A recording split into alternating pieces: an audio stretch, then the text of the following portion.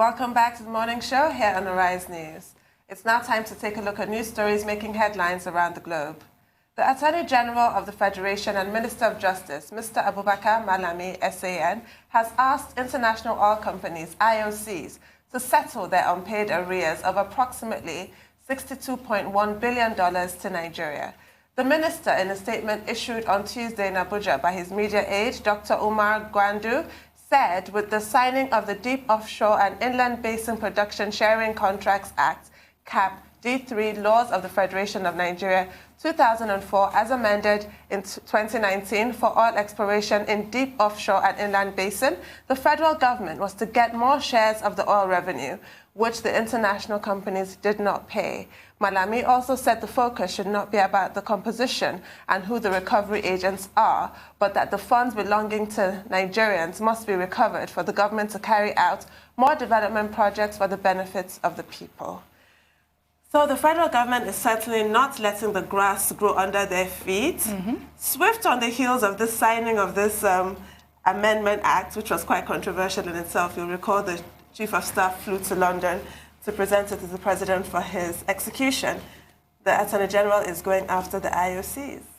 Well, but I mean, there are details that have not been indicated in some of the reports that are out there. One, you will recall that the IOCs had said that, look, they were not part of the litigation that led originally to the Supreme Court, asking the federal government to ask for, what has not been paid over a period, of almost 20 years or thereabouts. And that became part of public debate, with the IOC saying, yes, why they recognize the right of Nigeria to bring this matter up. They were not part of the litigation. They were not given an opportunity to make their own case. And what we said at the time was that, there will be an opportunity for negotiation. And the IOCs themselves were open to negotiation. They were asking for fairness and equity. Now, this position that has been taken by the Attorney General, is it based on discussions, or a response to the request by the IOCs, who have made it clear that they are open to discussions? Two, their exact figure, we are also not too sure about that, but for the Attorney General to talk about a particular figure, we want to assume that the relevant departments of state have done their calculation. And you will recall that when the head of the NITI, the Nigeria Extractive Industry Transparency Initiative, came on this program, we asked him, because NITI was quoting about 28 billion. The federal government is quoting 62 billion. Yes. Three, there's also some talk about, a 5% recovery fee. That also, could also be a matter for discussion. So while there is a meeting of minds, a consensus on the fact that Nigeria dropped the ball by not following the rule as stated, the provision as stated in Section 16 of the original Act. Now that the law has been, updated, can it take retroactive effect? Can the Nigerian government just demand for money that has not been paid? Or there will be need for discussion on both sides? And I think that in the light of the strategic importance or relevance of the IOCs to the Nigerian economy generally, yes, the Attorney General may make this demand, but the federal government must also leave the window open for discussions, for negotiations, to see how the matter can be resolved in the overall best interest of Nigeria in a manner that it will not affect investment. Because there was also this concern that, look, some of these things we're trying to correct could lead to a situation whereby some of the IOCs may just, disinvest, divest, from Nigeria.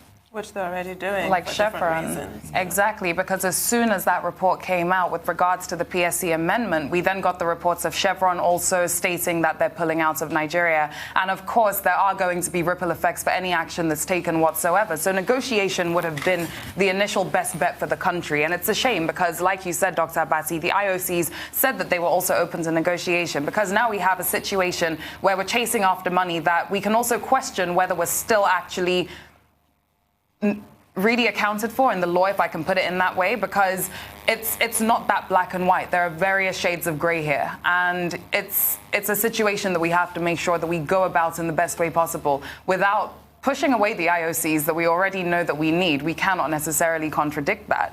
We have to go about this in a way that works for us and in a way that's not a wild goose chase or goose hunt. Perhaps a request and not a demand. Well, yeah, Will be in order. Exactly. Okay. Now, the United Nations has condemned the burning to death of Mrs. Acheju Abu, woman leader of the People's Democratic Party, PDP, in Wada Aro Campaign Council of Kogi State. The Deputy Secretary General of the United Nations, Amina Mohammed, stated this yesterday while briefing State House correspondents after a meeting with President Muhammadu Buhari at the Presidential Villa, Abuja. The UN Deputy Secretary said she had raised the issue with the President, including the hate speech bill currently being considered by the legislature.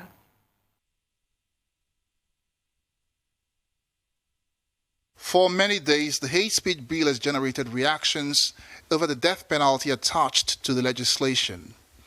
Different groups have called on the international community to wade in. Deputy Secretary General of the United Nations, Amina Mohammed, who is on a personal visit to Nigeria, however, comes with cheering news. The way that the legislation is being followed to try to put that in place, I think is commendable. We, of course, do not support the death penalty, and I'm very happy to see that yesterday that I understood that was taken out of the legislation that was being put forward.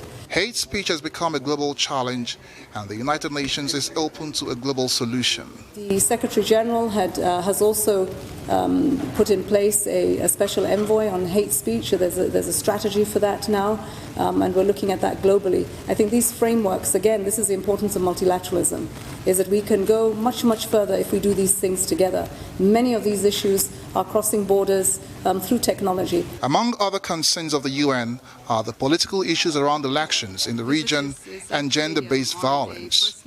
Of particular interest is the killing of the PDP Woman Leader in Kogi State. At the moment, a bill against gender-based violence is before the National Assembly. The UN is looking for a speedy passage of that bill and the domestication of its other programs aimed at protecting women. It's one that will receive across the board non-partisan support. This is about all women in Nigeria, and we should bring an end to violence against women. We have a number of programs that support countries, including what happens in the legislation, how to improve upon policies, laws, regulations that would help to protect in the environment. Amina also spoke on the humanitarian crisis in Nigeria's northeast, as well as the regional challenge of regular migration. As with many other countries, reintegration is always a challenge, and this has to come with extensive planning and resources across different areas. It's a multidisciplinary approach that one has to take, and this is, as I said, complex because you're dealing with people, you're dealing with communities, and this has to be done in a careful way. The UN has, however, promised its full support in the resettlement and rehabilitation program for displaced persons. Egusa Igumbo, Arise News. Well, it's really great to see Amina Mohammed use her platform in this way, and this is really the importance of representation and inclusion. It's important for all voices to be heard, and there's something particular that she brings to the table, and this is displayed to full effect here, talking about gender violence, which is crucial, clearly, using her influence to, as she said, have the death penalty removed from that hate speech bill. But I do have to say I read a report yesterday about lynching in Mexico that actually made me sympathize, finally, with that clause. But let's not digress. But it's really cheering to note that Nigeria is a part of the Committee of Nations. And if certain things are happening in Nigeria that are causing the people of Nigeria disquiet, if your own representatives do not heed those voices, then the international community will step in and, come to the rescue of Nigerians, because that hate speech bill did leave a lot of room for abuse. Well, Amina Mohammed, I think, was wearing two caps when she visited President Buhari yesterday. She was there as a stakeholder. She's a Nigerian, former minister in the cabinet, the federal cabinet of Nigeria, in charge of environment. before she got this elevation to the United Nations Deputy Secretary General. So she understands the politics of the environment. And she knows, what our problems are here. And she's always been, before even going to the UN, an advocate for gender rights, for women empowerment, for climate change and all of that. So she's somebody that is very well known. The second cap she was wearing, of course, was as a representative and as a spokesperson for the United Nations Secretary General, whom she serves as a deputy. And in the case of the woman who was incinerated, who was killed in Kogi State 2 days after the gubernatorial election in the Wadaro constituency, I mean, we've all condemned it. But she drew attention to the fact about gender, and that's something that has not been part of the conversation. That perhaps, was this woman attacked because she was considered vulnerable?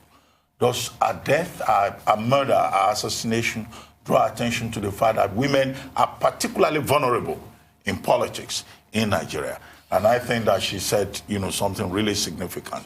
And she commended President Buhari for condemning the killing.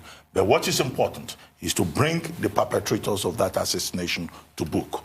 Because oftentimes we overlook electoral offenses, even when persons are killed. I'm glad 6 people have been arrested. Yeah, Thank exactly. God for that. But we'll take a short break now. We'll be back with more on the news headlines. Stay with us.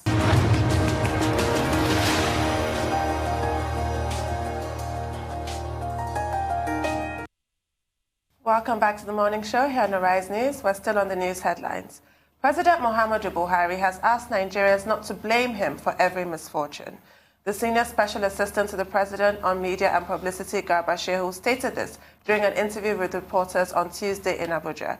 Shehu was responding to the various reactions trailing the outcomes of the governorship elections conducted by the Independent National Electoral Commission in Kogi and Bayelsa states. Speaking specifically about the election in Bayelsa, Shehu faulted the purported reports that former President Goodluck Jonathan was being blackmailed to support the APC. He described such claims as false and irresponsible, wondering how such a story could be considered credible to the extent of being given space in some newspapers. Yes, that was quite an interesting reaction there from Garba Shehu.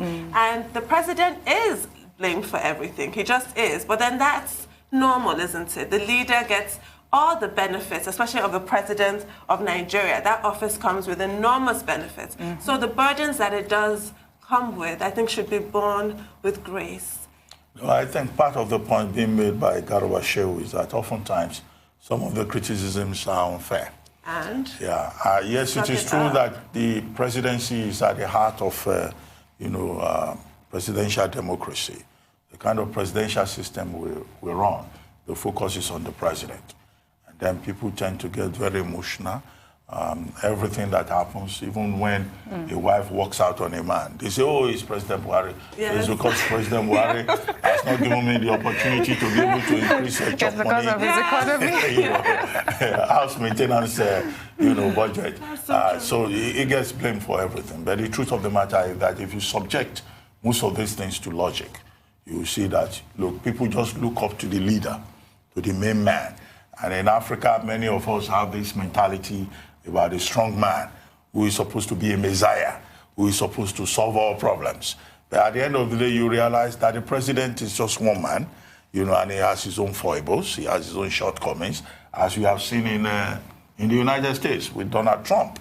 I don't think many Americans will turn around and blame Donald Trump for anything, for their own personal issues. They will probably sympathize with Donald Trump, that he has problems of his own to deal with. But we always blame the leader. Same as we credit the leader. He will get the credit for all the successes of his administration. It's a psychological so you have to accept the both. I think it's just something that he has to wear with grace at the end of the day. But with politics, in PDP, I mean, you blame President Buhari for what happens in the PDP.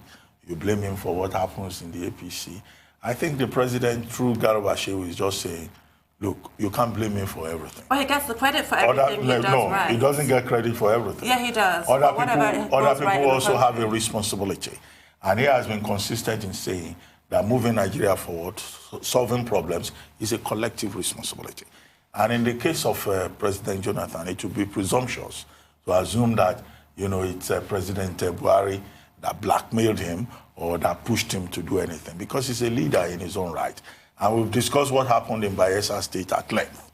And President Jonathan himself has come forward to say that, look, he remains a member of the PDP, he's a supporter of the PDP, and he did not commit or engage in any anti-party activities.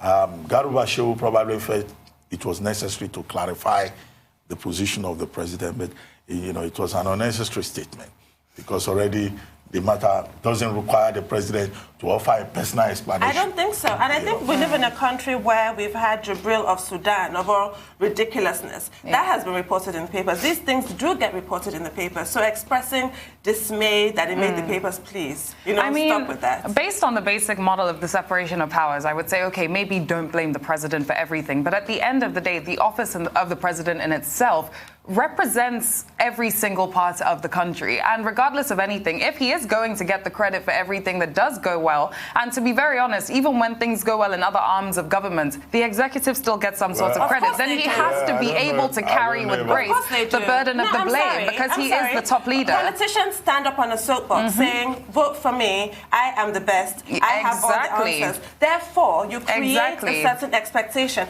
And when the history books... You put yourself out as a messiah. When we get the history books out, we're going to talk about the Jonathan administration. We're going to talk about the Buhari administration. We're not going to get into the minutiae of who did what. We're not going to talk about the credit. They will get the We won't blame. Talk about the Saraki administration. Yes, we won't talk about the Lawan administration. It comes to the territory, and it's one of those things. The powers of the presidency and the privileges are enormous. So these little niggling situations that happen must be borne with grace. My sympathies go to the Nigerian children who are sitting at home right now and not in school, the Nigerian poor, the underemployed, people who don't have clean water. Those are the ones who deserve your sympathy. We're talking about Bayelsa election. I don't see how President Buhari is responsible for whatever choice President Jonathan made in the matter. So that's the matter that Garuba Shehu was addressing. No, but he said about being blamed for everything else, which is what I'm addressing. If you say, President Buhari is the one that intimidated President Jonathan, I think that's taking it too far. In terms of saying the buck stops at the presidency. But on a general scale anyway, the president does have to carry with grace that burden of blame that comes with the office. Okay. I don't think it's let's blame the president for the traffic hold-up that occurred this morning in Lagos. Yes, but we blame someone who might not be the truck driver or whoever who was responsible, but we blame the leader. Absolutely, because let's blame President Buhari and say he's the one causing traffic gridlock in Lagos. Yes, because we can actually look at the federal roads. We can look at the federal roads. He's the one responsible for the policeman that is collecting bribe. Let us blame him for everything. Same as he gets credit for everything. I'm sorry. If the police force needs a serious wiping. I don't blame President Buhari for everything. That people will blame him, I don't know, for the extinction of dinosaurs, even that happened before he was born. But I don't do that. But the fact that that does happen, I don't think is worthy of comments from his spokesperson. I really don't. Especially in that way. It's enough to just deny that claim that the former president is being blackmailed. Exactly. It's enough to say that's completely ridiculous, deny it in emphatic terms, and leave it at that. The whole self-pity doesn't really forming a pity party should have been left out of the narrative. I don't understand that. Now, the Nigerian Senate has taken the second reading of a bill seeking to remove gender restrictions in the offense of rape and related matters. If passed, the bill will formally recognize men as victims of rape as applicable. The bill also seeks to remove the statute of limitation on defilement, while it also seeks increased punishment for kidnapping. I mean, in 2019... we have rape laws in Nigeria that recognize that a man can rape a woman, but not that a man can rape a man or a boy. And we all know that you cannot be tried in or that a woman can rape a man. Exactly. Yes. And we all know you can't be tried in court unless the offense is recognized by law. So you have a huge category of rapists just going unpunished, unprosecuted, up until now. Can I just say, do you know that WARF, the Women at Risk International Foundation, did a survey, and Stand to End Rape organization as well, that shows that 1 in 8 Nigerian men are survivors of rape. So when you have figures that high, and then you have a situation like this in 2019, it's kind of like you don't know what to say. It's more than 1 in 8 Nigerian men, because a lot of men will not come forward. Exactly. A lot of men don't even understand that they have been raped. Well, I think it's a very important proposal coming from Senator Oluremi Tinubu. What she has tried to do in that bill, which has now been referred to the Senate Committee on the Judiciary and Legal Matters, is to take apart specific sections of the law, Section 218 and Section 221. And the specific issues, is the what looks like gender discrimination. The law talks about when you rape a girl of, 13 or under the age of 16 or 18, and does not refer, there's no reference in the criminal code to a boy. And she is saying that, look, boys are also raped, and we have to modernize the law. And it's not just that section of the criminal code that needs to be modernized. There are many other sections of the criminal code, or even of the penal code, or many other statutes in the books, that need to be modernized and updated. Then she talked about the statute of limitation on rape matters. The law says you only have within 2 months. If you do not file your case within 2 months, then it will be considered to be statute barred. And with reference to this, we all remember the case of Busola Dakolo. The main issue that the judge, brought forward was that the issue was already out of time. And I guess that Mrs. Tinubu is trying to respond to this by bringing up this bill.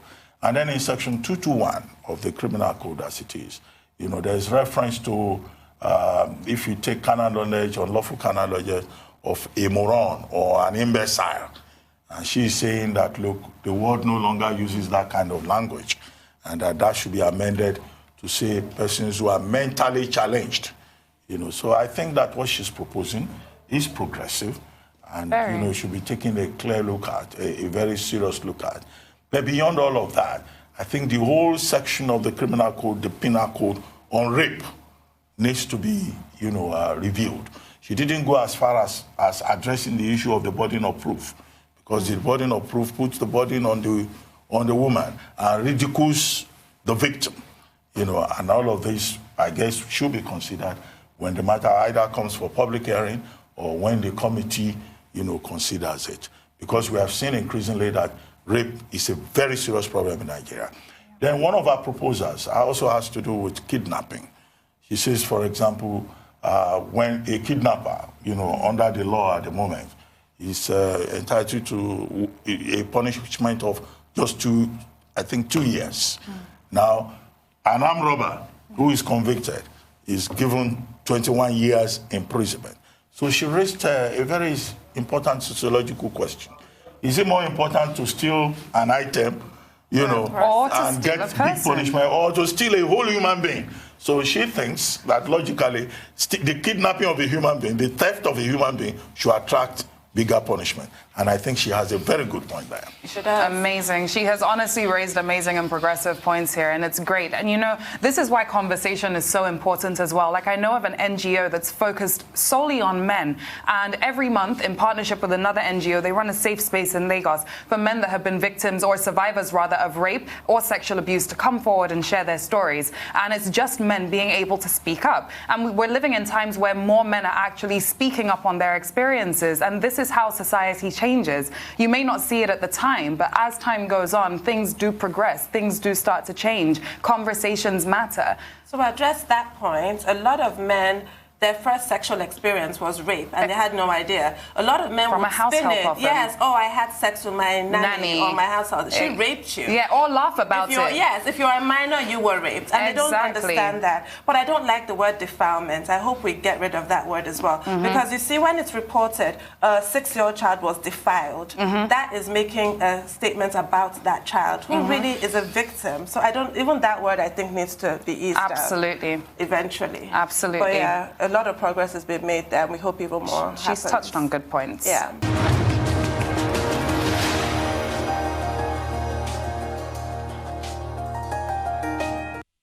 Welcome back to the morning show here on the Arise News channel. The headlines continue. What's the next topic? All right, we're going to Hong Kong now, where a major tunnel has reopened as week-long police siege of a nearby university appeared to be winding down, closing one of the more violent chapters in the city's anti-government protests. The Cross Harbour Tunnel, which links Hong Kong Island to the rest of the city, had been closed for 2 weeks after protesters blocked their approach with debris and set the toll booths on fire as they clashed with police. Attention, meanwhile, shifted to city leader Carrie Lam's response to a major loss in local elections on Sunday, a public rebuke of her tough line on the protest. Lam offered no concessions, saying only that she would accelerate dialogue and identify ways to address societal grievances. Well, Hong Kong, the people of Hong Kong have really shown their tenacity, haven't they? It's been 6 months, and they're really not letting up. This situation with the tunnel reopening is good news. The landslide victory for pro-democracy parties is also good news. They got, I think, 90% of the seats. It's also good news. But let's hope that Beijing actually heeds these signals and actually comes to the table and has a discussion, because the issues are not going away. Police brutality remains a problem. The lack of universal suffrage in Hong Kong in 2019. The whole world takes for granted our rights to vote. They don't even choose their own leadership. All of these are really important issues. Well, what has been described as a reprieve is not something that we should jubilate about. It's what you can call the silence of the graveyard. What happened on Sunday was that, look, the protesters decided to allow the elections to go ahead, and they showed their resolve. And through that election, the district elections, covering 18 districts and about 482 seats, made a clear statement of rejection of the way Hong Kong is being managed, both by mainland China and by the executive and by the government, the caretaker government in Hong Kong, led by Chief Executive Carrie Lam. And they delivered a judgment, more or less. Turnout was about 71%, covering about 2.8 million voters, 404.1 million voters, registered, something totally unprecedented. And at the end of the day, they delivered that statement. Now, 2 days after, the protesters who are taking over the Polytechnic University of Hong Kong, all of them have left. Okay, so, and the tunnel that they had blocked has now been reopened to allow movement. So for the first time in about 6 days, you now have people being able to move around. But, those who are jubilating may well be reminded that by this weekend, there is another planned protest over the use of tear gas. And the protesters are still saying that the five demands, no less, they are insisting. Not one of them, will be denied. And if it is denied, they will not stop. One has been answered, has been responded to, which is the withdrawal of the extradition bill, although some people are still very skeptical about that. They are still asking for an independent inquiry into police brutality. They are insisting on universal suffrage, in terms of legislative elections in Hong Kong. They are asking that, protesters who have been arrested should be released. They are also saying that the protests should not be classified, as riots, but that it's a protest, pro-democracy protest. And then, of course, China is not playing a good role in this regard. China is talking about its respect, its regard for the one country, two systems rule. But the same China, mainland China, has set up what it calls a crisis command center in Shenzhen, to look at the situation in Hong Kong. And it's not as if China, mainland China, is hoping to do anything that will be in the interest of the ordinary people. And it's on the basis of this that the protesters are still insisting that Carrie Lam is a puppet and that Carrie Lam must go. So between the Carrie Lam government in Hong Kong and mainland China, what they've been able to do so far is to create chaos and cause confusion. And Hong Kong has suffered a lot in this regard. The Hong Kong is now in recession. Its tourism industry is damaged. There's a lot of anxiety about the situation in Hong Kong. What we should be asking for is dialogue, because both mainland China and the Hong Kong authorities have refused to actually engage the people in terms of dialogue. For Hong Kong to move forward, there must also be reconciliation. 3, for Hong Kong to move forward, those other issues that the people are protesting about, that they are demanding, must be addressed. Now, the hundreds of people, over 600 persons that have been arrested, on the basis of the protests in the two universities, their matter must also be addressed without, sabotaging their basic rights. And then 4, the Hong Kong authorities are threatening that they will withhold funds for the two universities, the Hong Kong University and the Polytechnic University of Hong Kong, on the basis of the protests, carried out by the young people. Now, that does not give an indication that Carrie Lam is honest when she's saying that she wants peace and she wants stability in Hong Kong. So these are the many issues, and the rest of the world must be anxious about what is still going on in that place because of the strategic value of Hong Kong as a financial hub in that part of Asia.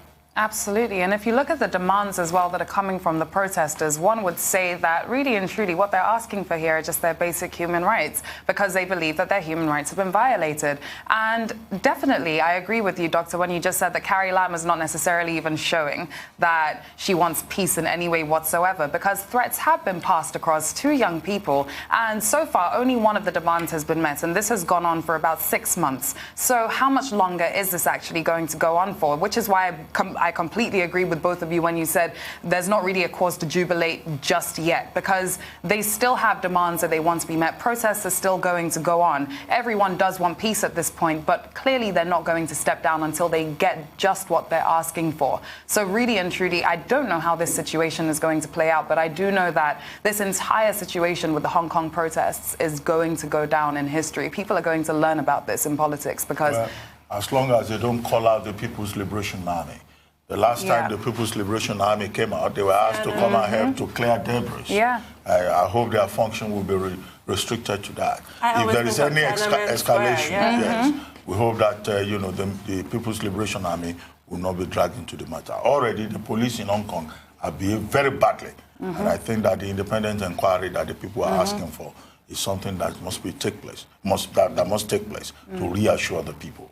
And I was talking to a Hong Konger, and she said that some of the students who were arrested during this protest in this polytechnic are always stressing to their parents and their lawyers that they're not suicidal, they have no intention of committing suicide, because there's a genuine fear that the police might kill them in custody and claim they were suicidal. This is the level of police brutality that we're discussing. And that is why an independent inquiry is key. That's why the parents have launched a movement. They call it Save the Kids, and they're calling on the authorities and the rest of the world that the children of Hong Kong must be saved.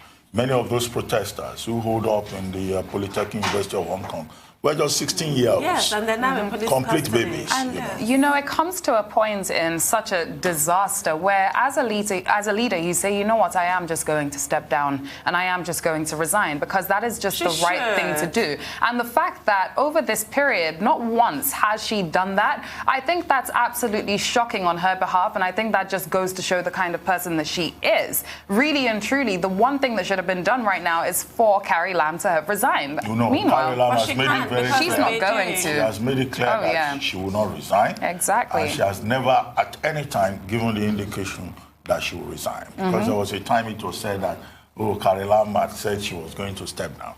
And she addressed a special press conference to say she never said But will the protests stop until she does? And there were also speculations that, Beijing was planning to appoint an interim chief executive. But that was also again denied by both Beijing and Carrie Lam. But Hong Kong needs to move forward. Yes. Beijing cannot hold down that country, and Beijing cannot continue. Beijing and South China Morning Post cannot continue to hold on to the narrative, and Xinhua news agency cannot continue to hold on to the negative narrative that this is inspired by international forces outside China and Hong Kong. Oh, didn't you hear them saying there were protests in London as well and all of this? That's hardly the point. Honestly. Yes. Honestly. Anyway. So now Congress has invited U.S. President Donald Trump to its first impeachment hearing on 4th of December. Gerald Nadler, the Democratic chairman of the House Judiciary Committee, said Mr. Trump could either attend or stop complaining about the process, in quotes. If he does attend, the president would be able to question witnesses. It would mark the next stage in the impeachment inquiry, which centers on a July phone call between Mr. Trump and Ukrainian President Volodymyr Zelensky. What do you think? Should he attend? Clearly.